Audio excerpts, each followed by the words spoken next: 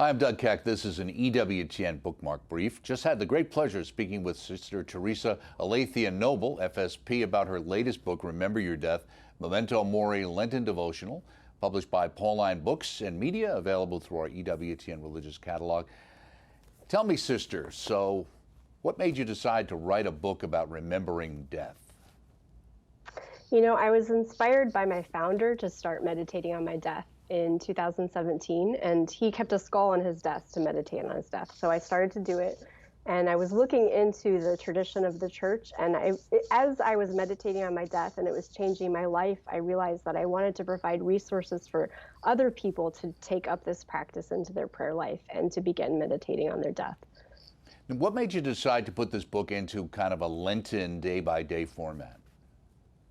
You know, I thought Lent is probably the best time really to start a practice like this, because meditation on death it's not something that is easy. It really is a penance, especially at first, because it can bring up anxieties, it can bring up kind of a dark feelings that we bring to Jesus in prayer. But Lent is a really good time to do that penance and to begin that penance.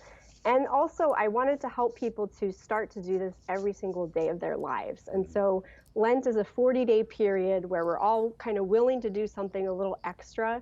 And so it kind of trains people to incorporate it into their prayer life so that after Lent, they can continue to do so. Now, have you found it in having the book published, pushback in any particular group or acceptance in one group or another dealing with something to do with death? Do you find it for younger people or older people, or about the same? It's really kind of astonishing to me how it's attractive to really a lot of different kinds of groups and very different groups. The one thing that has been hopeful to me is that, and maybe it's because of the symbolism and the design, that it's been attractive to people who are away from the church. And several people have told me that they've come back to the church after meditating on their death and reading the reflections over Lent. So that's really hopeful to me. But also, people have found it, of all ages and of all experiences of the faith, have found it helpful, because it really is something that was lost very much in the practice of the church. So not many people have done it before. And so everyone experiences the graces that come from this practice and the power of the conversion that can come from it when we regularly meditate on our death. So in this therapeutic world where everything needs to be positive and positive and positive, how is this received in the sense of people saying, isn't this a little morbid? Yeah, you know, people can get very put off by it, and especially the skull symbolism and the death and more. But you know, our faith, the deepest truths of our faith are paradoxes. You have to hold the negative and the positive together. You can't talk about the resurrection of the body and without talking about death, about the negative of death. Jesus is saving us from hell by and opening the gates of heaven. So you bring these positive and negatives together. It's important to hold both of them. And always the positive has a larger weight, because God is all goodness and evil never has a higher weight than anything.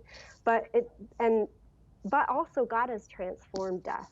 And so that's really what meditation on death helps us to realize. We can think of it in such a negative way, but that's really not the Christian way to think of death, because death is our doorway to heaven.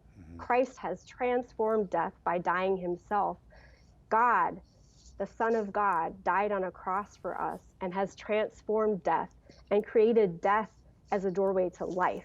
And so in this meditation on this negative thing, we find the paradox of death, and we find the positive, and we find the hope. And in death, we find Christ. Do you think in a sense you have a unique audience because of the whole COVID disaster, so to speak? I do think, you know, some people have said, I'm thinking about death too much already. This is just way too much. I can't do that. But the people who used my resources before 2020 have said that it's been so helpful to be able to have that to fall back on. Gotcha. And then other people have also said, that they recognized that their reaction to what was happening was so negative and fearful, or they just weren't integrating it well, and they needed some kind of tool to help them to integrate it. And so they found the Memento Mori Lenten Devotional, and also the prayers on the last things, to be very helpful during this time, because it puts death in the context of our faith. Right. And that's so important. Do you think it also helps people who've lost the sense of the eternal? I think that is one of the main positive aspects of this practice, because I think in a lot of ways our faith has lost that emphasis. And for me, when I think of my life in that way, it changes things. It helped me to become more willing to become a religious sister. It helped me in my discernment. So many things in our faith are really dependent on us thinking about the eternal, but we very often don't. So this practice helps us to do that. Well, thank you so much, Sister, for joining us. Sister Theresa Aletheia Noble, FSP, from the Pauline Books and Media Group. And of course, Remember Your Death, Memento Mori Lenten Devotional, available through our EWTN religious catalog, EWTNRC.com. Look for the entire interview coming on the network and also on demand and on our YouTube channel. And this has been an EWTN Bookmark Brief. Thanks for stopping by. Hope to see you next time.